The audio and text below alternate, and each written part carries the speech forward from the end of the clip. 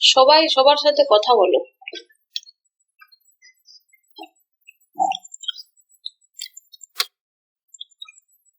Ma'am, Bangladesh আসেন, চাঁপাইনবাবগঞ্জ আমের দাওয়াত রইল।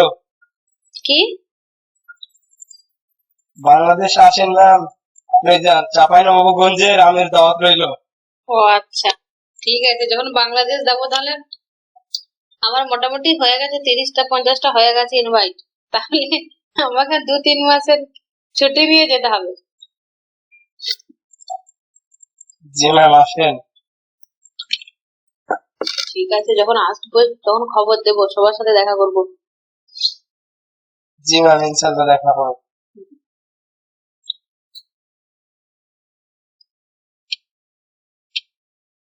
কান্টের একটা বইয়ের নাম বলো, কান্টের লেখা বুকের নাম।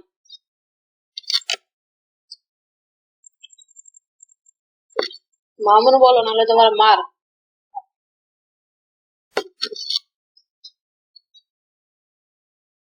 না না, পরে বলছি, ভাত খাচ্ছি, খেয়ে নি আগে। ভাত খেয়ে ও টুগলিবাজি করে বই থেকে দেখে বলবে। না ম্যাম, মনে থাকলে বলে দিতে, একদম ঝুট বলবে না। ঠিক আছে, দেখে বলবে, ঠিক আছে? ক্লাসের মধ্যে যে কোনো টাইম বলবে, তুমি বলবে, বাকিটাও শুনবে। আজকের ক্লাসের টপিকটা হচ্ছে ইউটিলিটারিয়ানিজম, মানে উপযোগবাদ। অ্যাকচুয়ালি উপযোগবাদ তো ডিটেলসে তো পড়বোই আমরা। অ্যাক্ট ইউটিলিটারিয়ানিজম কি, রুল ইউটিলিটারিয়ানিজম কি। অ্যাক্ট মানে কাজ, রুল মানে নিয়ম, জানোই। তাহলে কর্মভিত্তিক উপযোগবাদ, নিয়ম ভিত্তিক উপযোগবাদ ডিটেলসে পড়বো। কিন্তু আজকের যে ক্লাসটা, আজকে পড়বো যে উপযোগবাদের মানে কাইন্ড, মানে হচ্ছে প্রকারগুলো পড়বো। ফ্র্যাঙ্ক জানা তার এথিক্স বুকে যে লিখেছে প্রকারগুলো, 3 প্রকার উপযোগবাদ, সেই 3 প্রকার উপযোগবাদকে কিভাবে বলেছেন তিনি, ওটা পড়ুন। স্ক্রিন শেয়ার দেন ম্যাম। এতক্ষণ শুধুই বকবক করছি, স্ক্রিন শেয়ার ছাড়া। এটা না প্রথমেই বলে দেবে। হ্যাঁ, আমি না কোনো বুড়ো হয়নি, কিন্তু এত ভুলো মন কেন হয়ে যাচ্ছে বুঝতে পারছি না।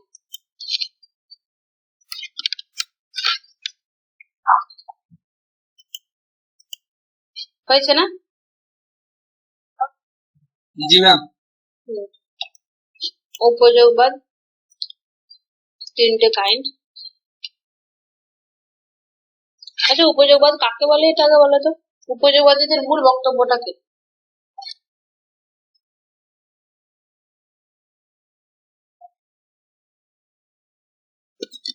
আচ্ছা, পড়া হয়নি তো তাই বলতে পারছো না। আমার কিন্তু উপযোগবাদটা কাকে বলে, উপযোগবাদটা ডিটেলস একটু বলে তারপরে এটা নেওয়া উচিত ছিল। বলে দিচ্ছি আমি।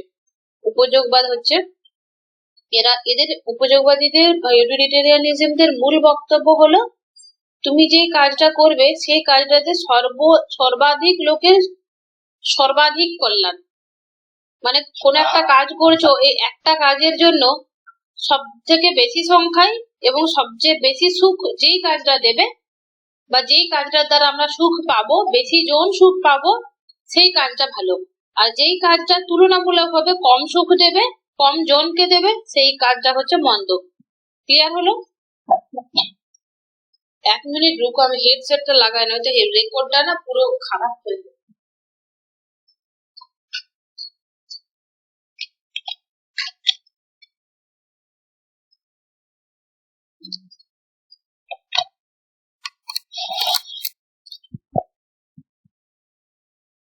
শুনতে পাচ্ছ?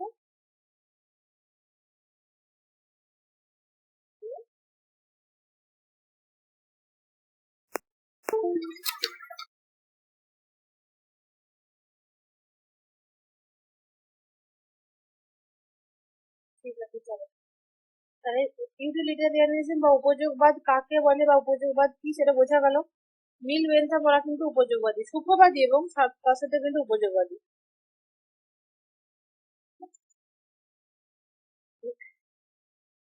সর্বাধিক মানুষের সর্বাধিক কল্যাণ কামনা করে সুখবাদীরা, এই উপযোগবাদী। উপযোগবাদের 3টে প্রকার। নৈতিকতা 2 ধরনের হতে পারে। একটা হচ্ছে তোমার ফলমুখী নৈতিকতা, ফলমুখী বা উদ্দেশ্যমুখী নৈতিকতা টেলিওলজিক্যাল, মানে হচ্ছে কোনো উদ্দেশ্যে কাজ করে, ফলের জন্য ফল লাভ করার জন্য কাজ করে, সেই ধরনের যে নৈতিকতা যে আন্ডারে পড়ে সেটা হচ্ছে টেলিওলজিক্যাল মোরালিটি। আর একটা হচ্ছে নিয়মানুবর্তী নৈতিকতা মানে ডিওন্টোলজিক্যাল মোরালিটি। কান্ট কিন্তু ডিওন্টোলজিক্যাল মোরালিস্ট, কারণ তার মধ্যে কি সবসময় সে বলে নিয়ম অনুযায়ী কাজ করো, ফলের আশা তুমি করো না। আর যারা মিল বেনথাম ওরা বলে যে ফলমুখী বা উদ্দেশ্যমুখী নৈতিকতার কথা বলে, কারণ ওদের মধ্যে সেই কাজটাতে ফল উৎপন্ন হবে এবং সেই ফলটা সর্বাধিক লোকের সর্বাধিক সুখ হবে, সেটাই হচ্ছে তোমার টেলিওলজিক্যাল মোরালিটি। এতটা ক্লিয়ার হয়েছে? ফলমুখী নৈতিকতা অনুসারে কোনো কাজের ফল বা পরিণতি যদি কল্যাণজনক হয় তবে তা ভালো এবং উচিত, আর কোনো কাজের ফল যদি অকল্যাণজনক হয় তাহলে তা মন্দ এবং অনুচিত। বোঝা গেল ফলমুখী নৈতিকতাবাদী কি? জি আগের ম্যাম। আগের ক্লাসে কিন্তু অনেকবার বলেছি এটা, ফলমুখী নৈতিকতা, নিয়মানুবর্তী নৈতিকতা, এখন আলাদা করে পড়াচ্ছি। নিয়মানুবর্তী নৈতিকতা অনুসারে যে কাজ সুনীতিকে অনুসরণ করে তা ন্যায় কাজ বা উচিত কাজ। মানে নীতি, মানে তুমি নীতি ফলো করেছো, ধরো এখানে কেউ একজন রয়েছে যারা ফলমুখী নৈতিকতাবাদী, তারা বলবে, দাঁড়াও তোমাদের কারো একজন নাম বলবে, আচ্ছা জনি, হালিমা, ঠিক আছে, হালিমা আর রকি নিলাম নাম বলে। তাহলে হালিমা হচ্ছে কি করছে, পড়াশোনা করলো, অনেক পড়াশোনা করার পরে তার ফল নীতি অনুযায়ী মানে রুল অনুযায়ী একদম নিয়ম মেনে ক্লাস গেল, এক্সাম দিল, সমস্তটা মানে রুল অনুযায়ী ফলো করলো এবং সে কিন্তু পরীক্ষাটাও সুন্দরভাবে দিল, কিন্তু তার ফল ভালো হলো না। এরা নিয়মানুবর্তী নৈতিকতা বলবে যেহেতু সে সুনীতিকে ফলো করেছে সেটা তার ন্যায় কাজ এবং উচিত কাজ ছিল এবং সেটাই ভালো কাজ, সেটাই আমাদের করা উচিত। আর যারা ফলমুখী নৈতিকতা, ধরো রকি রকি পড়াশোনা করলো না, বাট ওর আচানক সে মানে হঠাৎ করে কিন্তু রেজাল্টটা ভালো হয়ে গেল, তাহলে ফলমুখী নৈতিকতারা বলবে যে ও কিভাবে পড়েছে, কিভাবে রেজাল্টটা ভালো হলো সেটা বড় কথা না, তার রেজাল্টটা ভালো হয়েছে এবং সে সুখী হয়েছে, তার ঘরের লোকও সুখী হয়েছে, তার ফ্যামিলি আত্মীয় স্বজন পাড়া প্রতিবেশী যারা আছে ওর রেজাল্টটা সবাই খুশি, অতএব ওর কাজটা হচ্ছে উচিত কাজ এবং ভালো কাজ, ওটাই ভালো কাজ। বুঝতে পারছে? এটা ফলমুখী নৈতিকতার যে বাদীদের কথা। আর নিয়মানুবর্তী নৈতিকতা হচ্ছে নিয়ম অনুযায়ী শুধু চলো। ফলমুখী নৈতিকতা ভালো মন্দ বোধকে ন্যায় অন্যায় বোধ অপেক্ষা অধিক গুরুত্ব দেয়, বুঝতে পারছে? মানে ভালো এবং মন্দ এই দিকে বেশি গুরুত্ব দেয় ন্যায় অন্যায়ের থেকে। তুমি ন্যায় করলে না অন্যায় করলে এটা অতটা গুরুত্ব দেয় না, তোমার কাজটা ভালো হলো কি, লোকের উপকার হলো কি কি মন্দ হলো এটা দেখায় ফলমুখী যারা নৈতিকতাবাদী। আর যারা নিয়মানুবর্তী নৈতিকতাবাদী তারা কিন্তু ন্যায় অন্যায়, তোমার কি উচিত হলো এটা কি তোমার অনুচিত হলো, তুমি কি ন্যায় করলে বা তুমি কি অন্যায় করলে, এইটা বেশি করে দেখো। সেটা তোমার ভালো হলো না হলো দেখা দরকার নেই। তুমি উচিত করেছো, তোমার যেটা করা, তোমার যেটা ডিউটি, তুমি সেটা পালন করেছো, মানে সেটা ভালো। সেটা ভালো হোক আর মন্দ হোক তাহলে ভালো, মানে সেটা উচিত। এই এই ধরনের কথাগুলো বলবে নিয়মানুবর্তী নৈতিকতাবাদী। আচ্ছা আমি কি স্পিডে বলছি এরকম ফিল হচ্ছে কারো? না ম্যাম, সমস্যা নেই, বলেন। অনেকে কমপ্লেন করে আমি একটু স্পিডে বলি। এবার হচ্ছে নৈতিক সুখবাদী যে এথিক্যাল হেডোনিজম, ফলমুখী নৈতিকতার কথাই বলে। এথিক্যাল হেডোনিজম মানে কিন্তু সুখবাদী। আচ্ছা তোমাদের কাছে কি চারবাক দর্শন তোমরা পড়েছো? তোমাদের তো নাই, না ম্যাম। সেকেন্ড ইয়ারে সম্ভবত আছে ইন্ডিয়ান ফিলোসফি বলে। তখন বলবে চারবাক দর্শন, ন্যায় দর্শন, ভক্তি দর্শন, যোনি দর্শন, বেদান্ত দর্শন, মীমাংসা দর্শন, নাস্তিক 3টে আর আস্তিক 6টা, মোট 9টা দর্শন তুমি তখন চেষ্টা করছিল। সেখানে চারবাক দর্শন বা করা আছে সুখবাদী, তারা বলবে যত পারবে তুমি খেয়ে নাও, দরকার পড়লে লোকের কাছ থেকে টাকা মারকাট করে খেয়ে নাও। ধরো এখানে দরকার হচ্ছে তোমার শাহিনের টাকার দরকার, ঠিক আছে, এটা সুমাইয়া যে আছে সুমাইয়ার বাড়ি থেকে চুরি করে নিয়ে এসে খেয়ে, এটাই ভালো কাজ, এটা হেডোনিজম সুখবাদীরা বলবে। তুমি যতদিন বাঁচবে সুখে বাঁচো, দরকার পড়লে লোকের ঋণ করে খাও, ধার নিয়ে খেয়ে নাও, টাকা পরিশোধ করার দরকার নেই, তুমি খেয়ে মরো, এটা হচ্ছে সুখবাদীদের ব্যাপার।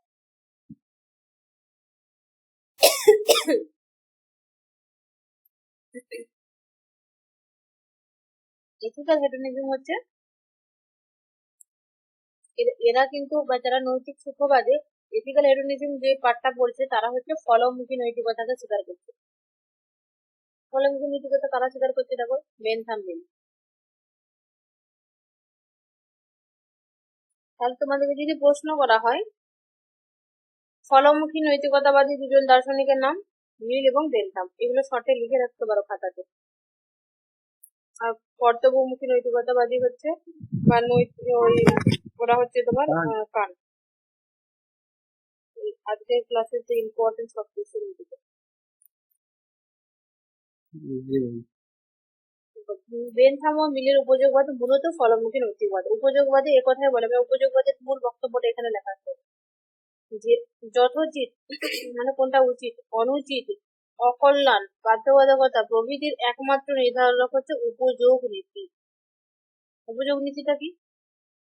যে উপযোগ নীতি অনুসারে আমাদের সকল কাজের লক্ষ্য হবে অকল্যাণকে পরিহার করে অকল্যাণকে বাদ দিয়ে জগতে যতটা সম্ভব বেশি কল্যাণ প্রতিষ্ঠা করা যায়। অর্থাৎ সর্বাধিক লোকের, এই কথাটা কিন্তু এই লাইনটা লিখলে কিন্তু না, সর্বাধিক লোকের সর্বাধিক কল্যাণ সাধন করা। উপযোগবাদীদের মূল বক্তব্য হলো বা উপযোগবাদীদের উপযোগ নীতিটি হলো সর্বাধিক লোকের সর্বাধিক কল্যাণ সাধন করা। বোঝা গেল? তবে উপযোগবাদী মাত্রেই যে সুখবাদী হবে এমন না কিন্তু। দেখো, উপযোগবাদীরা তো অবশ্যই সুখবাদী, কিন্তু সবাই যে উপযোগবাদী মাত্র যে সুখবাদী হবে না এমন নয়। বেনথাম এবং মিল এরা হচ্ছে উপযোগবাদী এবং সুখবাদী। যদি প্রশ্ন করা হয় যে উপযোগবাদী এবং সুখবাদী তারা হচ্ছে তোমার মিল আর বেনথাম, কারণ এরা সর্বাধিক মানুষের সর্বাধিক কল্যাণ চায় এবং সেই কাজটাতে কিন্তু তারা ফলমুখী নৈতিকতাকে বিশ্বাস করে, তার জন্য সুখবাদী। ফলমুখী নৈতিকতার সমর্থক যারা কল্যাণকে সুখের সঙ্গে এবং সুখকে তৃপ্তিবোধের সঙ্গে অভিন্ন মনে করে। এটা মানেটা বোঝে। ফলমুখী নৈতিকতার সমর্থক মানে ফলমুখী নৈতিকতাকে যারা মানছে তারা কল্যাণ মানে বুঝতে পারছো কি? উপকার, ভালো। কল্যাণকে সুখের সঙ্গে, সুখকে তৃপ্তিবোধের সঙ্গে, মানে যদি তোমার মানে বলতে চাইছে তোমার ওই কাজটা করে যদি সুখ হচ্ছে তাহলে ওটা বলবো যে তোমার কল্যাণ হচ্ছে ভালো, এবং সেই সুখটা যে নিলে সেই সুখটাতে তৃপ্তি বোধ হতে হবে। ধরো তোমার ইচ্ছা করছে এখন পিজা খাবে, তুমি দোকানে গেলে 800 টাকা 1000 টাকা দিয়ে 500 টাকা দিয়ে পিজা অর্ডার করবে, কিন্তু তোমার সুখ হলো মানে একটা ফিল হলো যে তুমি পিজা খেতে যাচ্ছ, কিন্তু তোমার তৃপ্তি হলো না। অনেক সময় হয় না খেলাম কিন্তু তৃপ্তি হয়। তো এখানে বলতে চাইছে কল্যাণ সেটা যেখানে সুখ হবে, আর সুখের সাথে যদি তৃপ্তি বোধও থাকে, মানে সেটা হচ্ছে সুখবাদীদের মূল বক্তব্য। ফলমুখী নৈতিকতাবাদীদের মানে এইগুলোকে তৃপ্তিবোধ, সুখবোধ, এইগুলোকে কিন্তু এক বলেছে, মানে অভিন্ন বলেছে। অভিন্ন মানে বিভিন্ন নয়, অভিন্ন মানে একই রকম ফিলিংস। কিছু উপযোগবাদী আবার সুখবাদ সমর্থন করেন না। তাহলে দেখো প্রশ্ন যদি পড়ে সব উপযোগবাদী কি সুখবাদী? সব উপযোগবাদী কিন্তু সুখবাদী না। কাজেই তাহলে এবার প্রশ্ন কি হলো, উপযোগবাদী যেমন ফলমুখী নৈতিকতাকে আশ্রয় করে হয়, মানে টেলিওলজিস্ট যেরকম হয়, তেমনি নিয়মানুবর্তী নৈতিকতাকে আশ্রয় করে হয়। যে ফলমুখী নৈতিকতাবাদী যারা তারা হচ্ছে ফলটাকে আশ্রয় করা হবে আর নিয়মটাকে আশ্রয় করা হবে নিয়মানুবর্তী নৈতিকতা। তার মানে কি হলো, উপযোগবাদের মধ্যে ফারাক রয়েছে, আলাদা আলাদা মানুষ আলাদা আলাদা ভাবে উপযোগবাদটাকে দেখে। অধ্যাপক ফ্র্যাঙ্ক কেনার, তাহলে এইটা ভেরি ভেরি ইম্পর্টেন্ট। এথিক্স বুকটা কার লেখা? এটা হচ্ছে ফ্র্যাঙ্ক কেনার লেখা, হচ্ছে এথিক্স। ম্যানুয়াল এথিক্স যদি বলা হয় ওটা হচ্ছে তোমার ম্যাকেনজি, কিন্তু যদি বলা হয় শুধু এথিক্স, এই বুকটা কিন্তু ফ্র্যাঙ্ক কেনার, মনে রাখবে। তাহলে ফ্র্যাঙ্ক কেনার এথিক্স বুকে 3 ধরনের উপযোগবাদের কথা বলেছে।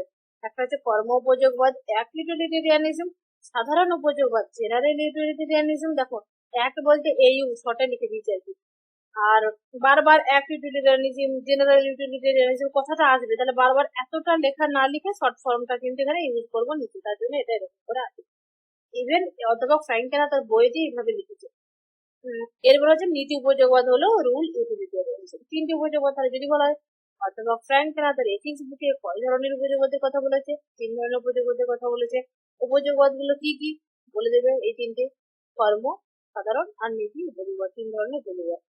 কর্ম উপযোগবাদে বিশেষ করে ফলমুখী নৈতিকতা প্রাধান্য পায়। মানে কর্ম উপযোগবাদ কি? ফলমুখী, মানে যেই কর্মটা করে তোমার ফলটা হবে ভালো সেটা ভালো বলবে। এবং সাধারণ উপযোগবাদে কি বলবে? ফলমুখী নৈতিকতা মুখ্য বিষয় হলেও নিয়মটাকেও কোনো কোনো সময় মেনে নেয়। সাধারণ মানে কি, সে এই দলেও একবার যাবে আর এই দলেও একবার যাবে, একবার রুল মানবে, একবার একটাকেও মানবে, মানে দুই দলের চং, দো বড়ের চ্যাং বলে না, এই সাধারণ উপযোগবাদীরা হচ্ছে সেটা। এরা কখনো কখনো ফলটাও মানছে, কখনো কখনো নিয়মটাকেও কিন্তু গুরুত্ব দিচ্ছে ক্ষেত্র বিশেষে।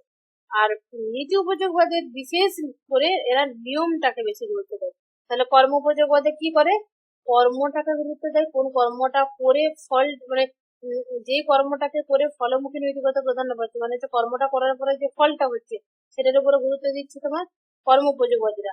আর নিয়মানুবর্তী উপযোগবাদী যারা বা নীতি উপযোগবাদী যারা, তারা হচ্ছে তোমার নিয়মটাকে বেশি গুরুত্ব দিচ্ছে। কর্ম আর রুল, এক ইউটিলিটেরিয়ানিজম আর রুল ইউটিলিটেরিয়ানিজম, এই দুটোকে ভালো করে ক্লিয়ার করলেই হবে। সাধারণত মিডিলে দুটো কি মানে এরকম বলে সাইড করে দেবে।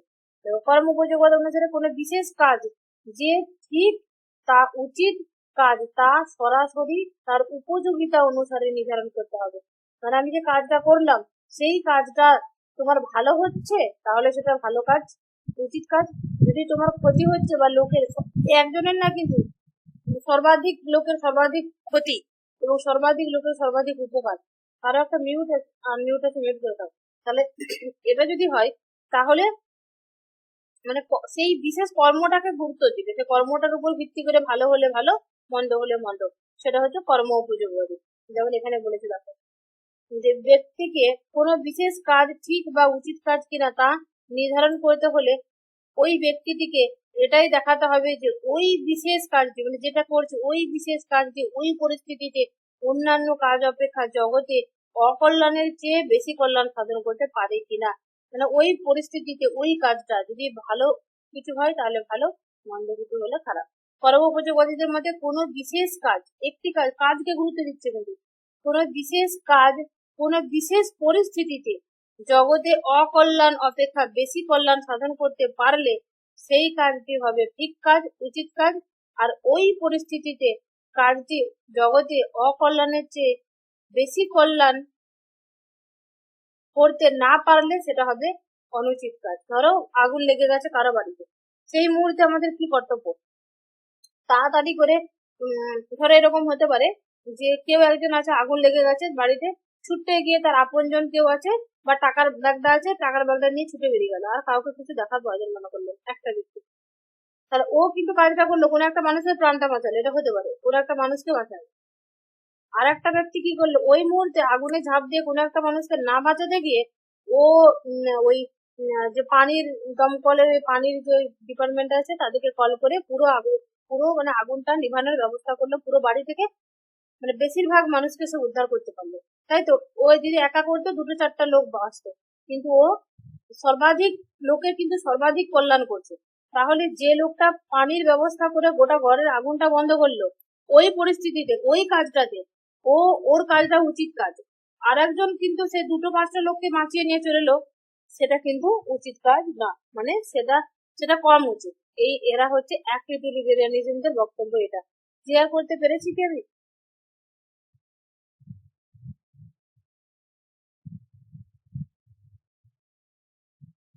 বলেন স্টুডেন্টস গণ।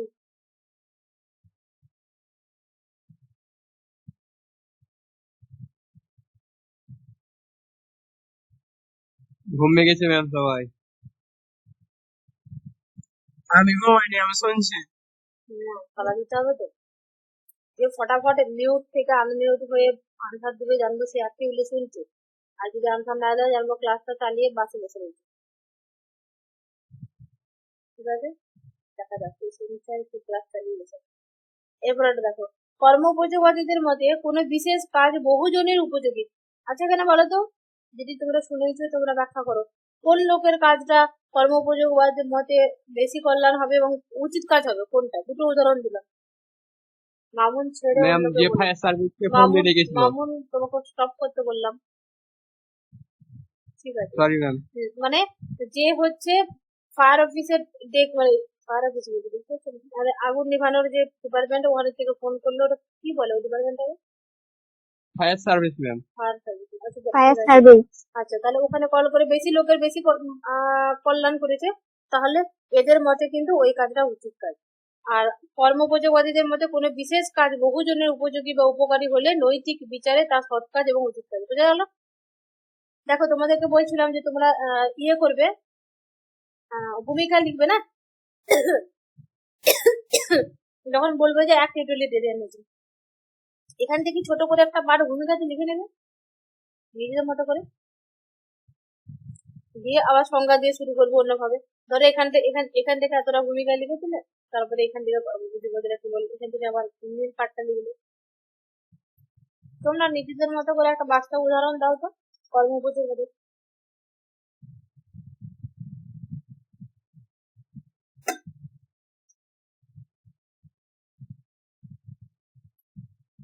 কোনো একটা সিচুয়েশন ভাবো, ক্রিয়েটিভিটি বাড়বে, এরকম করে ভাবি, চেষ্টা করো। বলবো ম্যাম?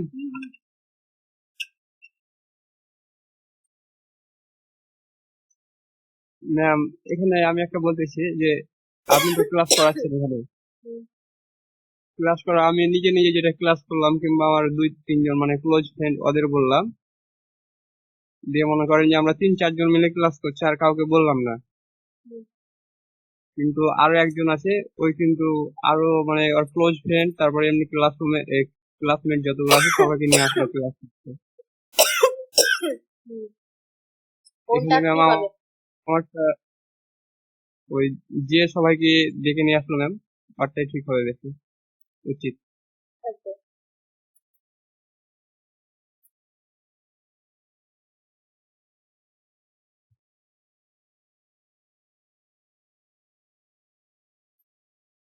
কর্মোপযোগত ক্লিয়ার হয়ে গেছে, ব্যাস। কর্মোপযোগবাদীরা ক্ষেত্র বিশেষে কর্মনীতি লঙ্ঘন করাকেও অনৈতিক মনে না, এরকম একটা উদাহরণ দিতে হবে, নাহলে বুঝতে পারবে না।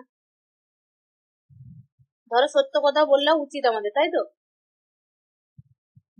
কর্মোপযোগবাদীরা কি বলবে দেখো, ধরো কেউ একজন অসুস্থ আছে, ডাক্তার যদি সরাসরি তাকে বলে দেয় তুমি আর 5 দিন বাঁচবে, তুমি কিন্তু মারা যাবে, বা তোমার রোগটা এমন তুমি 5 বছর বাঁচবে, আর তুমি বাঁচবে না, এই সত্য কথাটা কি তাকে বলা উচিত হবে? 5 সেকেন্ডেও মারা যেতে পারে, আমার মতো মানুষ তো 5 সেকেন্ডে স্পটেই মারা যাবে। একদম একদম। তাহলে কর্মোপযোগবাদীদের মধ্যে ক্ষেত্র বিশেষে বলছে কর্মনীতিটাকে লঙ্ঘনও করা যেতে পারে, তাকে মিথ্যা কথা বলা যেতে পারে, না তোমার কিচ্ছু হবে না, তুমি ঠিক হয়ে যাবে, তুমি ফাইন আছো, তাহলে এরকম বলতে পারি। তাহলে ক্ষেত্র বিশেষে কিন্তু মিথ্যাটাও বলা যায়, মানে কর্মনীতিটাকে লঙ্ঘন করা যায়, এটা কর্মপযোগবাদীরা বলছে। জেরেমি বেনথাম মুর, হ্যাঁ বলো। ম্যাম, বিশেষ করে মেয়েদের ক্ষেত্রে তো বেশি বলা যায়, মানে 100 টাকা শাড়ি কিনে 1000 টাকা। একদম, অনেক মানুষ রয়েছে বলে দিলে খুব খুশি, 1000 টাকা শাড়ি দিচ্ছে। যদি মেয়েরা না,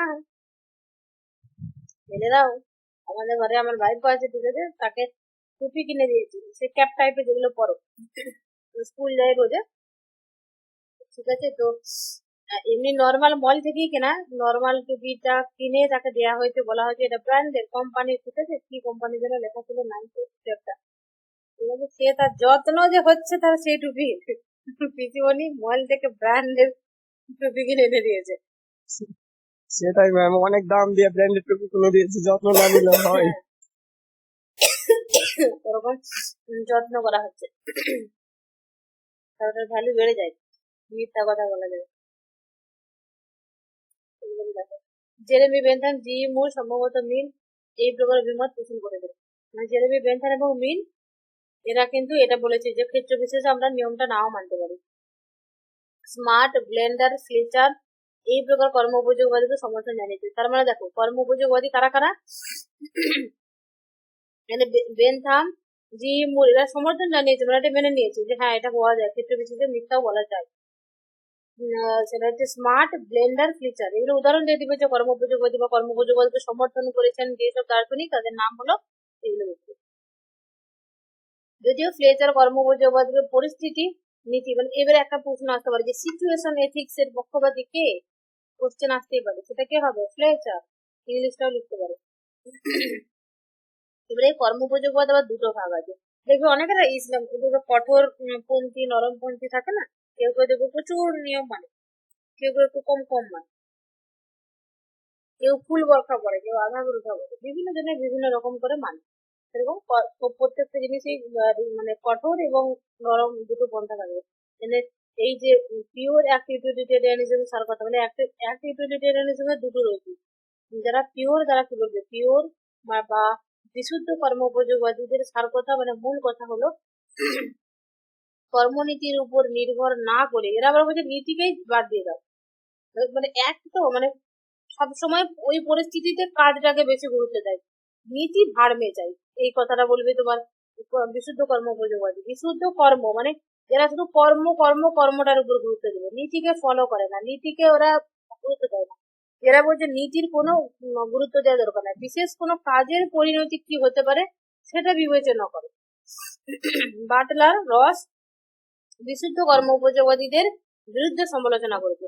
তাহলে দেখো এই যে বাটলার এবং রস এরা দুজন তাহলে কি হলো, পিওর অ্যাক্ট ইউটিলিটেরিয়ানিজমকে মানছে না, তাদেরকে সমালোচনা করছে, তাদের বিরুদ্ধে কথা বলছে। এদিকে কর্তব্যবাদী মানে ডিওন্টোলজিস্ট বলেছি, কর্তব্যবাদী দেখো এই যে কর্ম ইউটিলিটেরিয়ানিজমও হয়, কর্তব্যবাদীও হয় কিন্তু।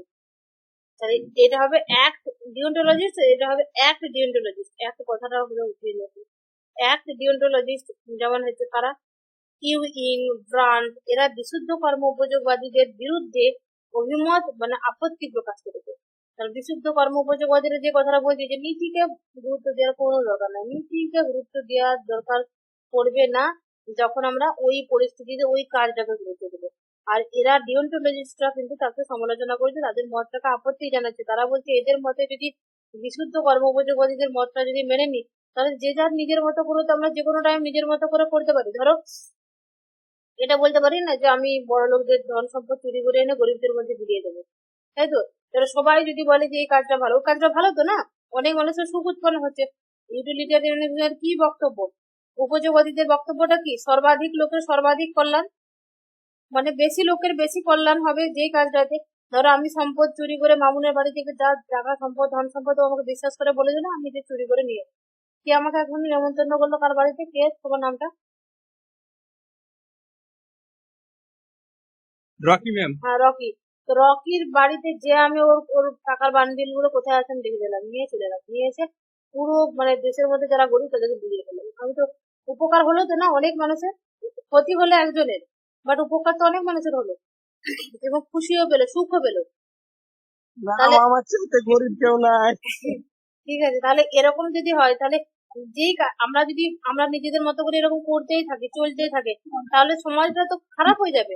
সেই জন্য বলছে যে যারা কর্তব্যবাদী তারা বলছে না, তোমার কর্তব্যবাদীরা তো কর্তব্যের কথা বলবে, রুলের কথা বলবে, তারা কিন্তু এই ইউটিলিটেরিয়ানিজম পিওর যেটা অ্যাক্ট, যারা বলছে রুলকে কোনো ফলো করার দরকার নাই, তারা তাদের এই মতটাকে কিন্তু আপত্তি জানাচ্ছে।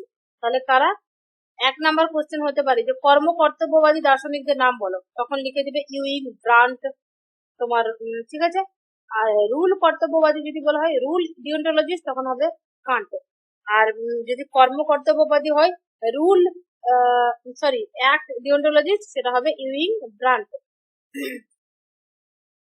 বোঝা গেল এতটা? জি ম্যাম। নিজেরা খুব বড় যেগুলো বলেছে সেগুলো বিস্তারিত ভাবে বলা আছে।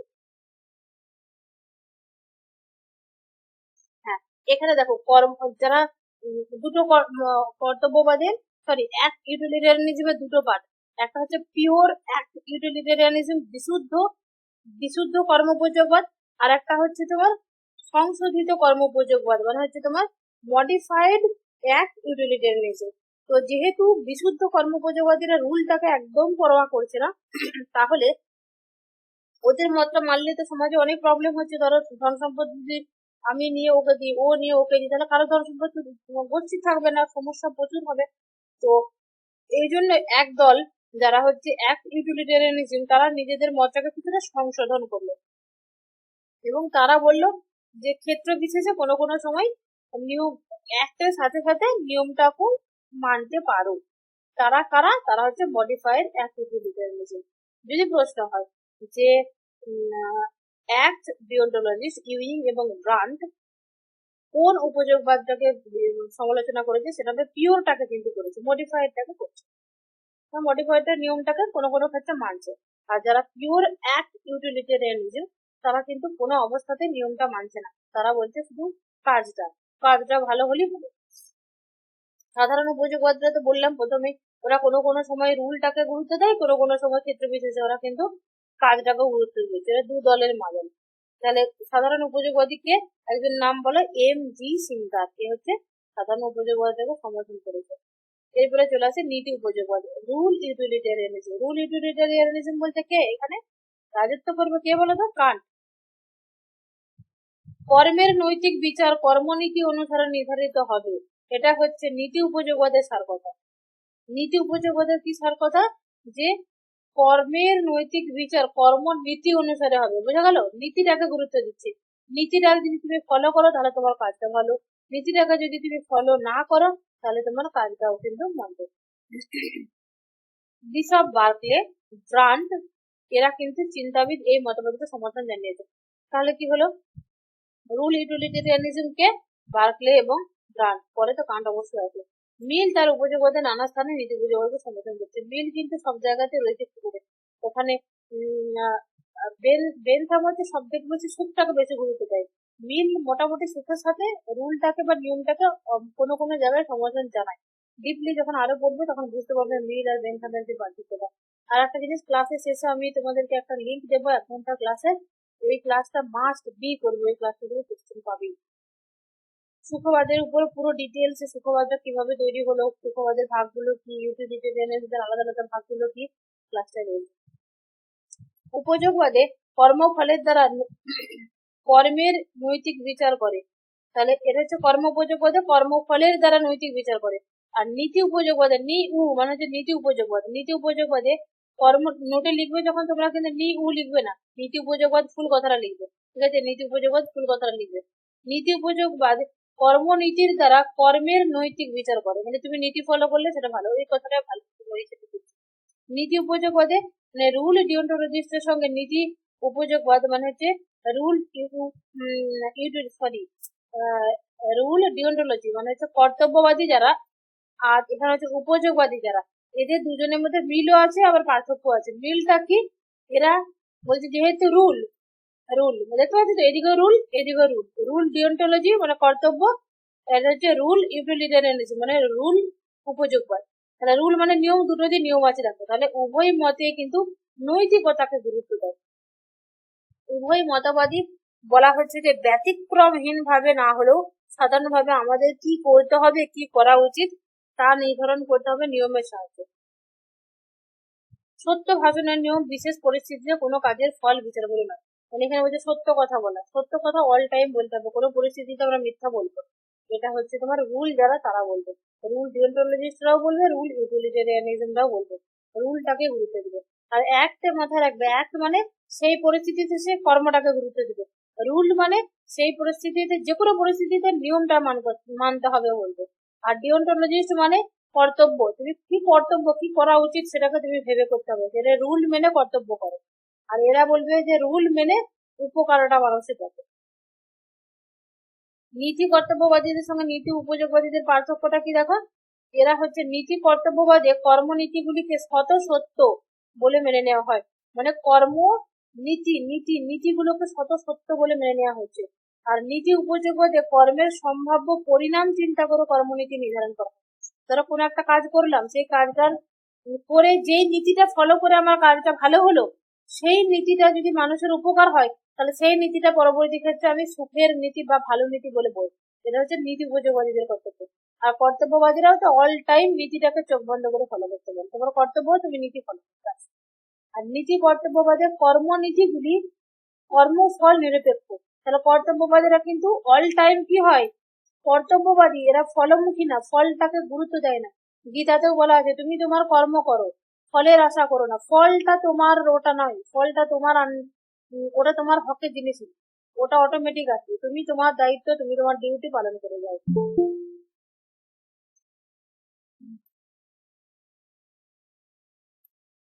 এত লেট হলো কেন? যে জয়েন করলে এখন বাইজিৎ, এত লেট করলে কেন? নীতি উপযোগবাদে কর্মনীতিগুলি সম্পূর্ণভাবে ফলনিরপেক্ষ। তাহলে যেখানে কর্তব্যবাদী তারা কি বলবে, নীতি উপযোগবাদে কর্মনীতিগুলি সম্পূর্ণভাবে ফলনিরপেক্ষ নয়। মানে উপযোগবাদে উপযোগবাদে প্রথমে বললাম, বারবার বলতে বলতে ভুলে যাচ্ছে, উপযোগবাদে মানে ফলটা মানবে, মানে ফলটাকে গুরুত্ব দিবে। তবে নীতি মেনে যদি তুমি কাজটা করো তাহলে ভালো ফল পাও, সেটা ঠিক আছে। আর কর্তব্যবাদী অল টাইম বলবে তোমার কর্তব্য তুমি রুলটা ফলো করো এবং তোমার কর্তব্য তুমি কাজটা করেছো, তোমার ফলের আশা তুমি করবে, এটা হচ্ছে কর্তব্যবাদী। তাহলে একটা কথা তোমরা বুঝতে পারলে নাকি? তোমরা নিজেরা মুখে বলো তো আমি কি বলতে চাইছি। কর্তব্যবাদীদের মূল বক্তব্য কি, কেউ বলো আমাকে, বলো, কেউ তো বলো। কর্তব্যবাদীদের মধ্যে বলো বলো, কেউ বলতে চাইছি? আপনি বলে দিন ম্যাম। না বলো না, যেটা যেটা বুঝেছো সেটাই বলো। আমি তো অনেক ধরে বলছি। কর্তব্যবাদীদের মতে দেখো, এরা বলবে যে কোনো পরিস্থিতিতে তোমার কর্তব্য তোমার রুলটা ফলো করা, তুমি রুল ফলো করো এবং তোমার কর্তব্য তাই তুমি কাজটা করেছো, ফলের আশা করো না। ঠিক আছে, অনেকে বলতে পারে যে বাম্মাকে আমি ঘরে রাখবো, ঠিক আছে, দেখবো বাম্মা ভাগ হয় অনেকে দেখায়, তাহলে বাম্মাকে ঘরে রাখবো, দিয়ে সে আমার ঘরে রান্না করে দেবে, আমার ছেলে দেখে মানুষ করে দেবে, এরকম মানসিকতা নেই। এবার পরে যদি মাকে রাখলো বা বাপকে রাখলো, দেখলো তার ছেলেকে মানুষ দেখছে না বা তার ঘরে রান্না করে দিচ্ছে না, তখন তার ফলটা দেখে যে আমি তো এটা ভেবে মাকে নিয়েছিলাম বাট আমার তো কাজটা করছে না, তাহলে এটা কিন্তু করা যাবে না। নীতি কর্তব্যবাদীদের মতে তুমি নীতিটা ফলো করো, কারণ তোমার কর্তব্য তুমি নীতি ফলো করবে এবং তোমার তার ফলের আশা করবে না। তুমি কাজ করে যাও, তুমি ডিউটি পালন করো, কিন্তু কোনো ফলের আশা করা যাবে না, ফলটা তোমার অধিকারের মধ্যে নেই। এরা হচ্ছে কর্তব্যবাদীরা বলবে। আর যারা উপযোগবাদী তারা বলবে যে তুমি নীতি অনুসারে কাজটা করো এবং কাজটা করার পরে সে ফলটা দেখে, নীতি অনুসারে কাজ করে যদি ভালো ফল হয় তাহলে সেটা ভালো, সেটা কল্যাণকর কল্যাণকর। এবারে বোঝাতে পেরেছি? জি ম্যাম। নীতি উপযোগবাদ অনুসারে কেবল উপযোগিতার ভিত্তিতে কর্ম নিয়মগুলি নির্বাচিত হয় আর সংরক্ষিত সংশোধিত হবে এবং পরিবর্তিত হবে। অবশ্য কর্ম উপযোগবাদীতেও অনেক সময় নীতির উল্লেখ হয়, যেমন সংশোধিত কর্ম উপযোগবাদ।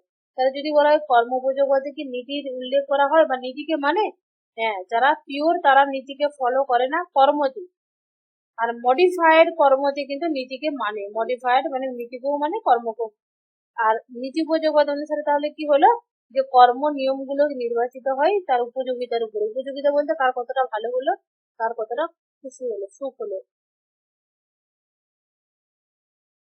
দেখো ফ্র্যাঙ্ক কেনার একটা দৃষ্টান্ত, এই উদাহরণটা কিন্তু তোমরা দিতে পারো দেখাতে, যে অথবা ফ্র্যাঙ্ক কেনা নিজে উদাহরণ দিয়েছিল তার বইটা। ফ্র্যাঙ্ক কেনা একটা দৃষ্টান্ত দিয়ে নীতি উপযোগবাদ বুঝিয়েছে। দেখো নীতিটা কি বলছে, একটা বিশেষ সময়ে আমার মনে যদি এমন প্রশ্ন জাগে যে রাস্তার কোন দিক দিয়ে, ডান না বাম দিক দিয়ে আমি গাড়ি চালাবো, তাহলে কোন বিকল্পটি সর্বাপেক্ষা বেশি কল্যাণ উৎপন্ন করবে তা বিচার না করে আমাকে দেখতে হবে দেশের আইনটা কি বলে। তাহলে নীতি মানে বুঝতে পারছো আইনটা কি বলে। ধরো তোমার যদি মনে হয় যে আমি রাস্তা চালাবো, ঠিক আছে, কলকাতায় যদি একটা জায়গায় চলে যাও, ওটা ওই জায়গাটার নাম কি, ওই আর যে হসপিটালের পাশে ওইখানটায়, তুমি যদি ওই ওই ওই সাইডটায় যাও না, তোমাকে কিন্তু ওখানে দেখতে হবে, ওখানে কিন্তু গাড়িগুলো আমরা কি হয় বাঁ দিক দিকে যাই, ডান দিক দিকে ক্রস করে যে আগে যাওয়ার ডান দিক দিকে কেটে চলে যায়, কিন্তু ওখানে কিন্তু মানে বাঁ দিক দিকে যাবে, ডান দিক দিকে যে যাবে সে স্থির থাকবে, যাকে ক্রস করে আগাবার দরকার সে বাঁ দিক দিকে এগোবে। তাহলে এরকম বিভিন্ন দেশে বিভিন্ন রুল থাকতে পারে, কারো বাঁ দিক দিকেও হতে পারে, কোন দেশে ডান দিক দিকেও হতে পারে। তাহলে ব্যাংকাররা বলছে আমরা যখন কোনো একটা বিশেষ পরিস্থিতিতে যাব, গাড়ি চালাতে হবে, তখন আমরা ডান দিক দিকে গেলে আমার সুবিধা হবে না বাঁ দিক দিকে গেলে আমার সুবিধা হবে, এটা দেখা চলবে না। আমি দেখবো মানে নীতি উপযোগবাদের ভিত্তিতে যে ওই দেশে কোন আইনটা চলছে, তাহলে যেই আইন ওই দেশে যদি বাঁ দিক দিকে গাড়ি চালানোর নিয়ম থাকে তাহলে আমাকে সেটাই মানতে হবে, আর যদি বাঁ দিক দিকে অনুচালনার নিয়ম না থাকে তাহলে সেটা আমি মানবো না। তাহলে প্রত্যেকে নিজ নিজ সুবিধা মতো রাস্তার যে কোনো একটা দিক গাড়ি না চালিয়ে রাস্তার এক দিক দিয়েই সবাই গাড়ি চালালে বহুজনের সর্বাধিক হিত সাধন করতে পারে। তাহলে এই উদ্দেশ্যে রাস্তার এক দিক দিকে গাড়ি চালানোর নিয়মটা রচনা করা হয়। ধরো এবারে যদি বলা হয় যে তোমার বাঁ দিক দিকে দরকার, তুমি বাঁ দিক দিকে যাবে, কেউ ডান দিক দিকে দরকার ডান দিক দিকে যাবে, তাহলে মুখোমুখি তো তোমার ধাক্কা হয়ে যাবে। তাহলে দেশের নিয়ম করে দিয়েছে, সবাই যদি এভাবে ফলো করা হয় তাহলে সর্বাধিক লোকে সর্বাধিক কল্যাণ হবে। তাহলে নীতি উপযোগবাদীদের মতে এটা, উপযোগবাদী মতে কি কল্যাণ হবে ভালো হবে, আর নীতি মানে কি নীতি ফলো করে ভালো হচ্ছে। তাহলে এটা অধ্যাপক ফ্র্যাঙ্কানা উদাহরণটা দিয়েছে তার মতে বলে যে কর্ম উপযোগবাদ অপেক্ষা। তবে হ্যাঁ, এবার প্রশ্ন আসতে পারে তোমাদেরকে, আচ্ছা বলো তো কর্ম উপযোগবাদ অপেক্ষা এবং নীতি উপযোগবাদ এই দুটোর মধ্যে তোমার কোন উপযোগবাদটাকে বেশি গুরুত্বপূর্ণ বলে মনে হয় এবং কেন? তখন আমি তো অবশ্যই নীতিটাকে গুরুত্ব দেবো, কারণ কর্ম ধরো আমি চুরি করে কারো দান করব, এটাকে আমি দেবো না, গুরুত্ব দেবো। সেরকম ফ্র্যাঙ্কেনাও কিন্তু এই কথাটাই বলেছে যে কর্ম উপযোগবাদ অপেক্ষা নিয়ম উপযোগবাদকে অধিকতম গ্রহণযোগ্য বলে মনে হয়। কেননা কর্ম উপযোগবাদ গ্রহণ করলে আমাদের এমন কতগুলি অসুবিধার সম্মুখীন হতে হয় যা নীতি উপযোগবাদের ক্ষেত্রে কিন্তু এটা হয় না। যেমন এখানে উদাহরণটা দিয়ে দিয়েছে, উদাহরণটা পড়ে দেবে। কর্ম উপযোগবাদের দোষ গুলো বার্কলে এভাবে বলেছে, তাহলে বার্কলে কিন্তু নিয়ম নীতি উপযোগবাদীর কথা বলেছে, আর সেই জন্য কর্ম উপযোগবাদীদের দোষ গুলো দেখেছে। বলছে প্রতিবার কাজের সময় আমরা একটা জিনিস দেখো, যদি একটা নিয়ম থাকে চোখ বন্ধ করে নিয়মটা ফলো করলে, এবারে প্রত্যেকটা কাজের আগে যদি ভাবতে হয় এটা হলো না ওটা বলতে হলো, যার মধ্যে চিন্তা হয় যে আমি এখন প্রবলেমস অফ ফিলসফি পড়বো, ফিলসফি অফ প্রবলেম মানে দর্শনের সমস্যা বলি বুকটা পড়বো, নাকি আমি ইয়েটা পড়বো তোমার জেনারেল এথিক্স, আরো কিছু সাবজেক্ট বলো, মোরাল ফিলোসফি, যেন আর একটা ছিল তোমার এথিক্স, সাইকোলজি, মনোবিদ্যা করবো। তাহলে তুমি পড়তে বসে ভাবতে হয়তো তোমার 1 ঘন্টা চলে যাবে, তাহলে এটা তো প্রবলেম যুক্ত না। এবারে তোমার যদি একটা প্রপার রুটিন থাকে, তুমি চোখ বন্ধ করে রুটিনটা ফলো করবে, নিয়মটা ফলো করলে কিন্তু তোমার উপকার হবে, তো সর্বাধিক উপকারটা তো হবে। তো নীতি উপযোগবাদের কথাটা হচ্ছে এটা, তুমি নিয়ম করো, নিয়মটা ফলো করো, এবং সেই নিয়মটাকে ফলো করলে কোন নিয়মটা ফলো করলে সর্বাধিক লোকের সর্বাধিক উপকার হচ্ছে সেটা।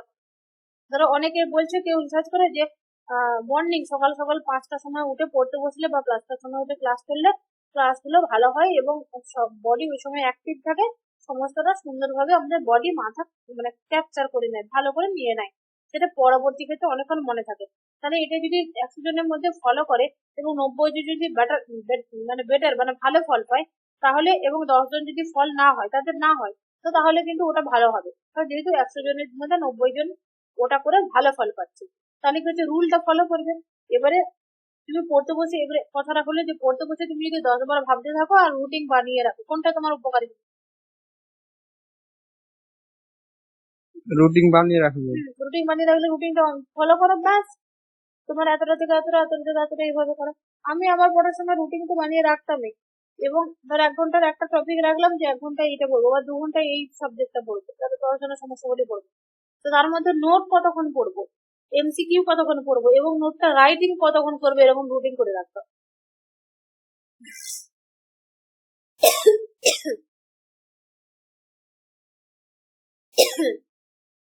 নীতি উপযোগতে বিভিন্ন প্রকার রয়েছে, দেখো প্রিমিটিভ রুল, ইউটিলিটারিয়ানিজম মানে আদি,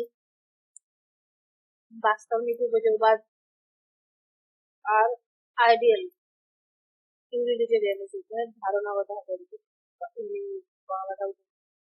আইডিয়াল রুল ইউটিলিটারিয়ানিজম। এটা হচ্ছে ভাগগুলো বলেছি, কিন্তু এত ডিটেলসে তোমাদের কোশ্চেন আসবে না, এই ভাগগুলোর উপরে কোশ্চেন আসবে বলে মনে হয় না, অর্থাৎ এটা ডিটেলসে বলা দরকার না, এগুলো শর্ট কোশ্চেন আসতে পারে, এই জন্য ক্লাসটা করিয়ে দিলাম। আর আমি তো, তোমরা না আমাকে আরো কয়েকটা সালের কোশ্চেন পিছনের দিকে আমাকে দাও, তাহলে তোমাদের জন্য মানে ক্লাসগুলো দিতে আমার সুবিধা হবে। আমি চাইছি এখন এই মুহূর্তে তোমাদের পড়বে পরীক্ষায় সেই ধরনের ক্লাসগুলো বেশি করে নিতে,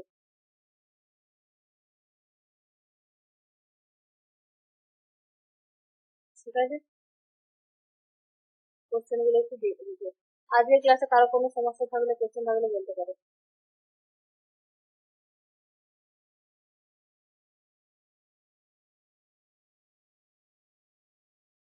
এখানে নাম্বারটা দেওয়া হয়নি, যারা এখানে 91 দিতে হবে বলছি। একানব্বই দিয়ে এরকম স্পেস দিয়ে এই নাম্বারটা দিতে হবে, তাহলে তোমরা কল বা কিছু করতে পারো। আচ্ছা, কারো কোনো ম্যাম, কোশ্চেন আছে? অফলাইনে আপনার কাছে ফোন দিতে পাওয়া যায় না। অফলাইনে ইয়ে লাগবে, অফলাইনে হবে না, অনলাইনেই করতে হবে, ফোন হবে।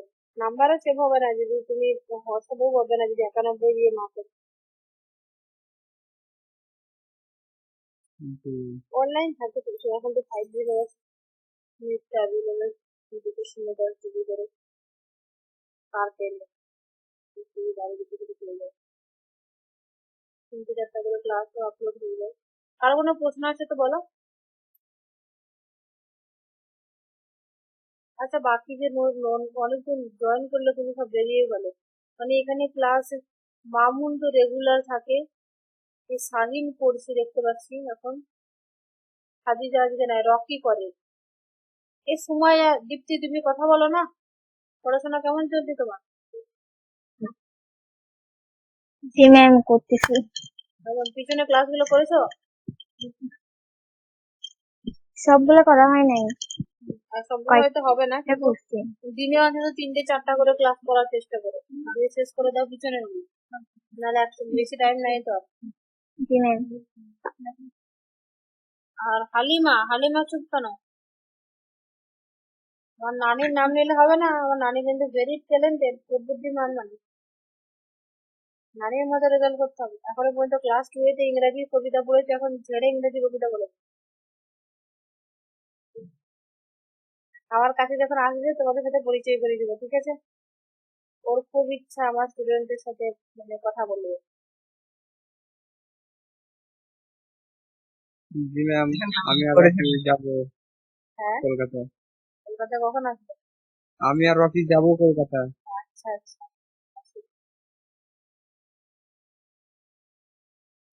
কখন আসছো?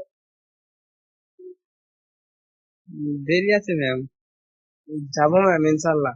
হ্যাঁ হ্যাঁ, ভালো করে পড়াশোনা করো, এখন দেখাচ্ছে ভালো করে পড়াশোনা করো, অবশ্যই আসবে। তোমাদের আমি সবাইকে বলে রেখেছি, তোমরা যখন আসবে অবশ্যই জানাবে, তোমাদের ওখানে কতগুলো কিছু বই আমার দেবার আছে, তোমাদেরকে দিয়ে বইগুলো নিয়ে আসবে, বলে দেবো, নিয়ে আসবে বই দেবো। জি ম্যাম, নিয়ে আসবো, সমস্যা নেই। আমার এখন যেতে টাইম লাগবে, কারণ আমি এখন এই মুহূর্তে যেতে পারবো না, এখন এমন একটা পজিশনে রয়েছি, যেই জবটা করছি সেই জবটা এখন এখন ছাড়তেও পারবো না, পরবর্তী ক্ষেত্রে আমি এই জবটা করবো না, কলেজ ইউনিভার্সিটিতে করার ইচ্ছা আছে, অবশ্যই মাস্টারি হয়ে যাবে, কারণ এখন পর্যন্ত আমি একটাও ভাইবা দিতে পারিনি, মানে নোটিফিকেশন আসেনি, চাকরি সরকারি ভাবে যেটা নেয় ওটা হয়নি, আশা করছি হয়ে যাবে 2 1 মধ্যে, তখন অনেকটা ছুটি পাবো, তখন ছুটি নিয়ে দিতে পারবো। আর এখন এখন এই জবটাতে না ছুটি আছে না কোনো কিছু আছে, এটা প্রচুর লম্বা ডিউটি আমাকে করতে হয়, 8 ঘন্টা ডিউটি, তার সাথে 1 ঘন্টা যাতায়াত।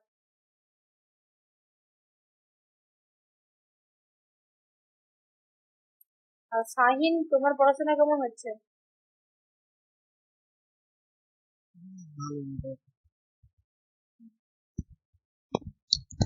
বন্ধু ভালো করে পড়াশোনা করো, সব ভালো রেজাল্ট করো, ভালো লাগবে। জি ঠিক আছে, ক্লাসটা আজকে এখানে থামিয়ে দিলাম, কারো কোনো প্রশ্ন আছে কি? না ম্যাম। তবে একটা রুলের মধ্যে মানে বারবার একটা কথা এদিক ওদিক বলতে গিয়ে হয়তো তোমাদেরও প্রথম টাইম তো একটু ইয়ে লাগবে, ক্লাসটা 2 বার 3 বার শুনে নেবে, হয়তো তুমি বুঝতে পেরেছো, আমি সাধারণভাবে বাস্তব উদাহরণ দিয়েছি বলে, কিন্তু লেখার সময় একটু প্রবলেম হতে পারে। সময় আর কিছু বলছো বলো, তো আমি তো ক্লাসটা 2 বার 1 বার দেখে নেবে, রিপিট দেখে নেবে, আর একবার দরকার পড়লে তারপরে নোটটাও যেদিন সেটাও পড়ে নেবে। তোমাদের কোনো নোট যদি আমি দিতে ভুলে যাই, ছেড়ে যাই, তুমি অবশ্যই দিয়ে দিবে, হ্যাঁ, এই মেসেজ করবে।